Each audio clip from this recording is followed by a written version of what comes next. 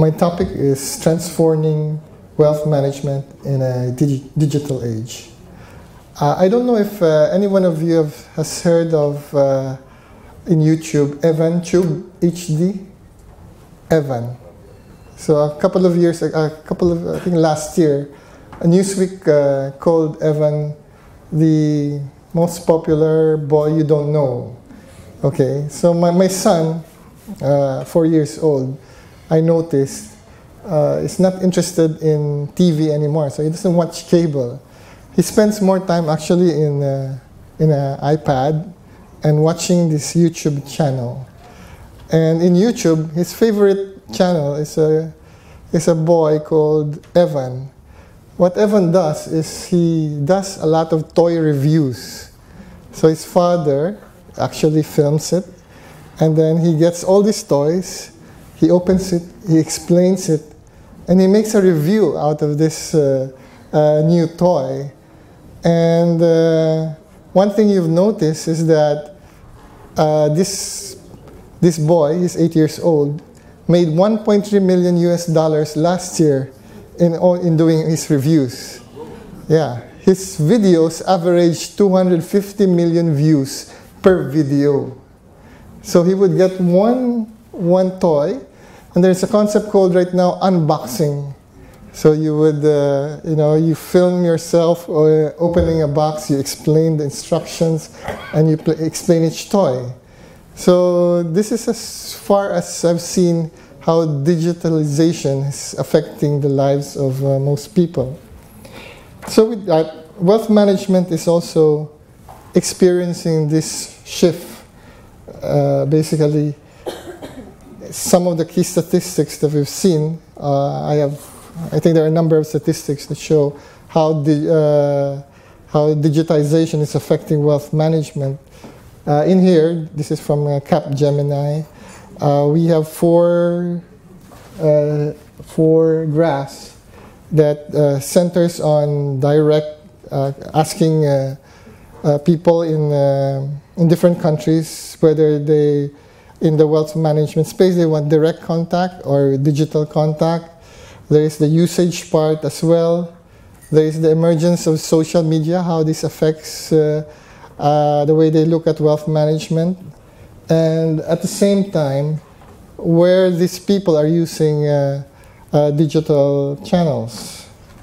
And one thing they've seen during this study, Capgemini study, is that in the Asia-Pacific region, about 38% in APAC prefer digital contact than direct contact, as compared to about 26% in the Western markets.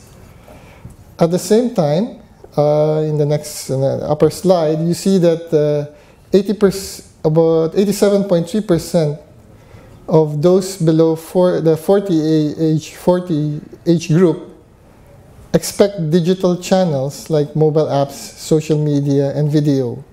So there's a very high percentage that for people below 40, they expect these things to be present whenever they deal with wealth management.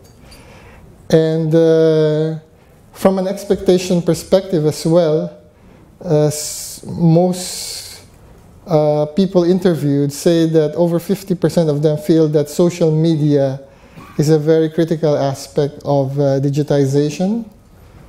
And at the same time, if we take a look at what channels they've been using, it's about 57% use the mobile app as a channel compared to 48% of the rest of the world. This is in the APAC region. So there's some statistics that are coming out of this area where you see that going digital is a must. At the same time, in this Capgemini study, we've seen that before we only thought of digital as applying to younger, high net worth individuals, and that the digital is only good for people in the lower wealth bands, or digital is only for HNWIs who direct their own portfolios. So that was the common conventional wisdom a few years back. but these have been changing as well. That we're seeing that 50% of HNWIs who are over 40 years old would leave if there is no integration of channels. So meaning that if they don't get the ability to interact with you from a phone, from a web, or from a new channel perspective, they will consider your relationship. At the same time, we're seeing that wealthiest HNWIs are starting to use these channels as well. So even the advice-seeking HNWIs already expect digitization to be part of your strategy when dealing on wealth management. But if you take a look at the whole digitization of wealth management, it still goes back to the basics of how you manage a customer, and that the whole client and advisor experience is very, very crucial when you are to deliver on talk to a customer. So some of the things that a lot of these clients are asking for, or something is a given to them, is that they would have the ability to have informed real-time notifications and alerts.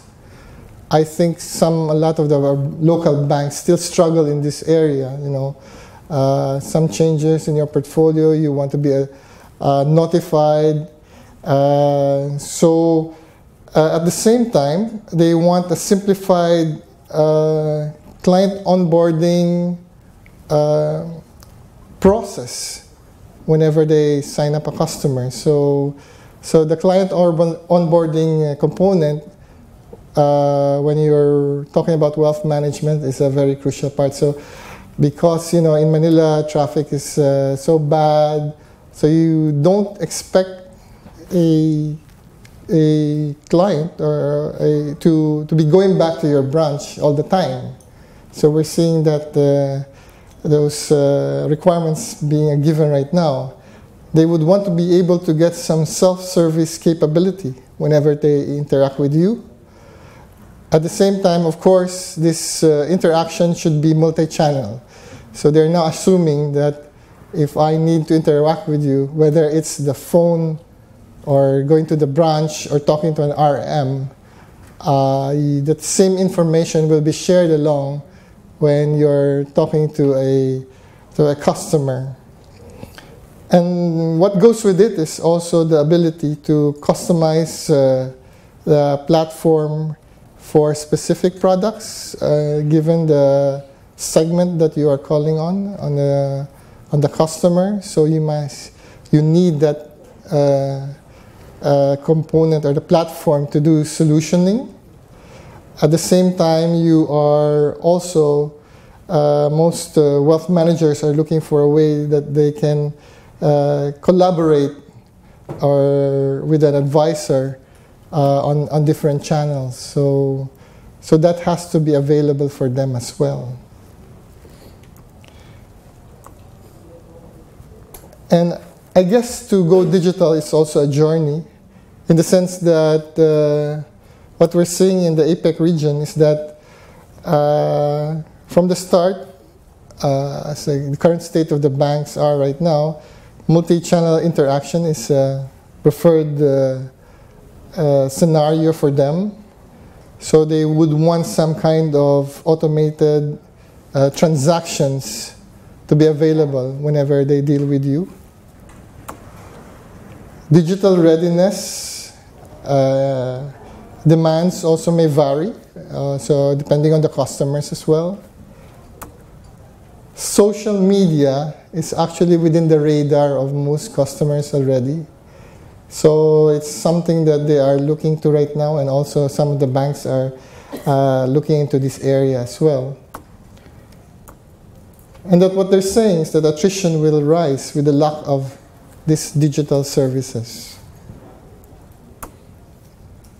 So the risk of not going digital can be quite high. The survey also says that more than 80% of those in the Asia-Pacific region, excluding Japan, would leave their relationship because of lack of an integrated experience. So this is very common in the Asia-Pacific region. And that HNWIs in emerging markets are especially very demanding. So it's to them, if you are below 40 and you're a high net worth individual, there's no way to go but to interact in different channels and to go digital. But there are key challenges, some comparison from firms globally. I guess this was also shared by some of the panelists in the previous session. The rising cost to income ratio, it's very high. The increasing regulatory costs for compliance. So the building of scalable models to address this more mass affluent market, and enhancing the client experience would be some of their major challenges, especially with global wealth managers. But for the Asia-Pacific region, if you compare now, this is the first one, for APAC, so the three levels, rising costs, increased regulation, and building the scalable models are the biggest concerns right now of most banks or wealth managers in Asia-Pacific. So where are we now in terms of developing a strategic client digital platform?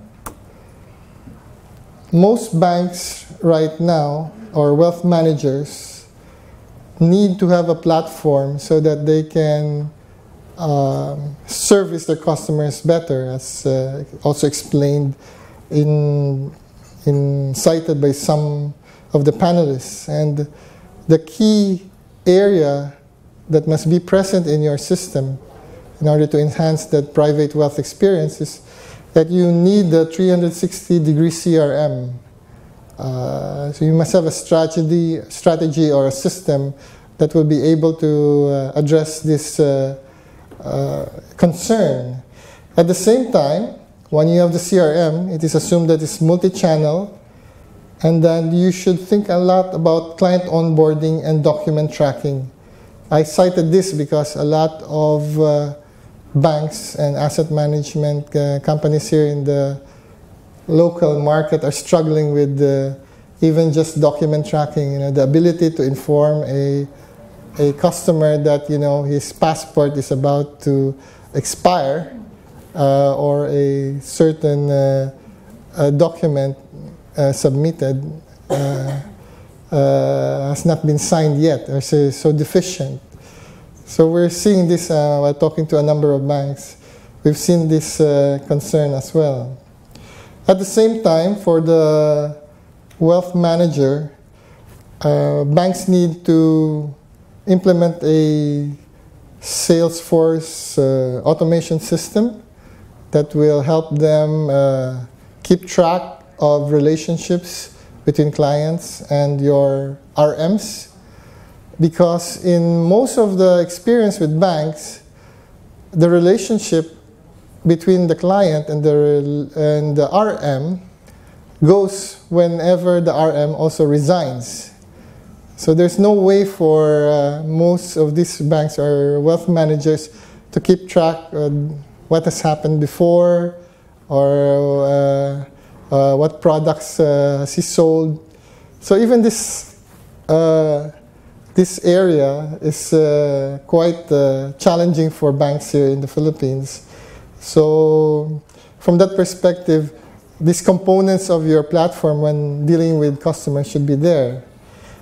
At the same time, as I also mentioned before, rules-based notifications and alerts are quite important now because the customers demand this, together with proactive profiling, client compliance reporting, and customer portfolio tracking. So you have to get this data across the different systems and be able to implement it in this, what I call a strategic client digital platform. And as you noticed before, you were only dealing with these channels. And then in the future, you have to contend with other channels when much of this market right now is, much of the customers are now communicating with you through Facebook or either to Twitter or video chats in the near future.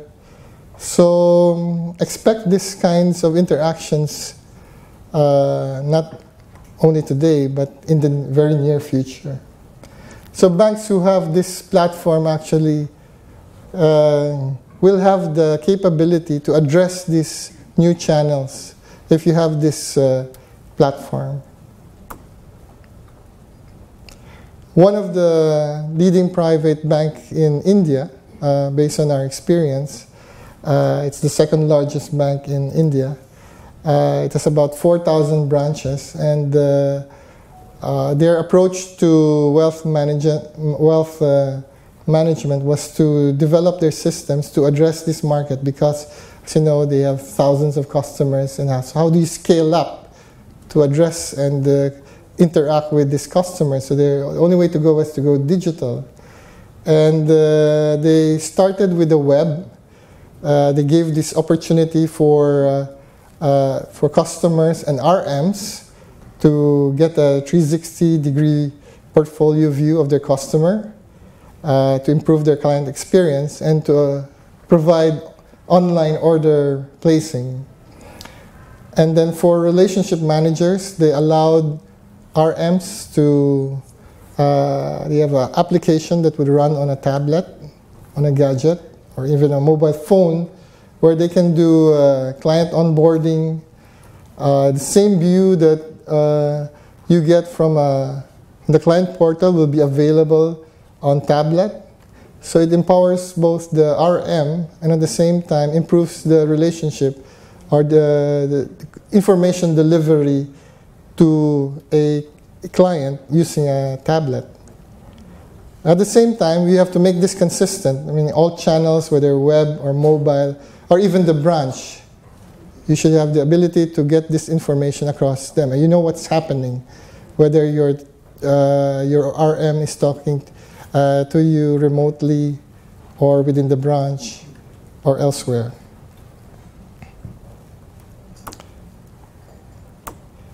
So this is some example of the screens that you see. This is on the mobile phone.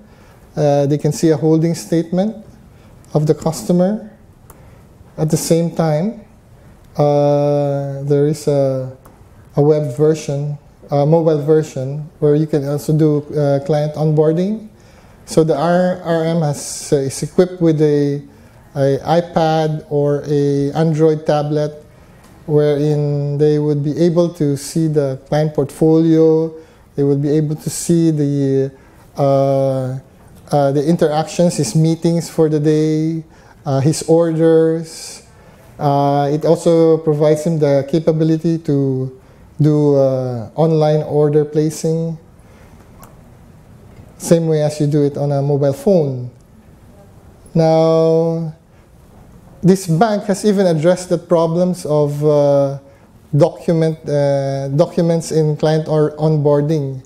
So the system that they're using allows you to, an RM, to meet up with the client with a tablet, and then they can answer the risk profile using the tablet. And in order to ensure that the answers are authenticated, what happens then is once he submits the risk profile, there is a OTA authentication SMS message that is sent to his phone saying that he has to enter these numbers so that it actually authenticates the transaction or the information that he has entered. So I guess before, you know, we always had this problem of submitting documents. So slowly, this tablet allows them to actually take pictures of the document, but at the same time, it also takes away some of the red tape that is involved in client onboarding. So these things have been doing actually in India, and so we're involved in these projects actually in India. So the business benefits are clear that implementing a client platform for wealth management improves the delivery of customer service to the customers by deepening the client relationships. So improving the customer experience, drive down the cost of these services, giving the banks the ability to scale up and to do more interactions with the clients. So a two-way engagement can be initiated. And at the same time, it improves productivity and increases the agility of the banks to service their customers and eventually improving productivity and increasing their AUM targets. So still, the digital transformation may not be easy. Some things that have to be considered is that the bank should adopt a very transformative digital mindset. So being aware of what the customer is concerned and what products that you will develop to address their requirements. And once you start launching these projects, you have to develop an ROI model that can monitor at the same time performance vis-a-vis your investment in doing these engagements. Of course, the build and buy decision is always there. And at the same time, you can actually implement this on a phase approach. Look at quick wins. Start with the CRM and the client portal initially, and then move out to the mobile platform later. And this actually gives you the opportunity of implementing a platform that can be a basis for doing big data or marketing projects that will further either deepen your relationships with your customers or look at other segments or new products that you can actually devise and develop for certain markets.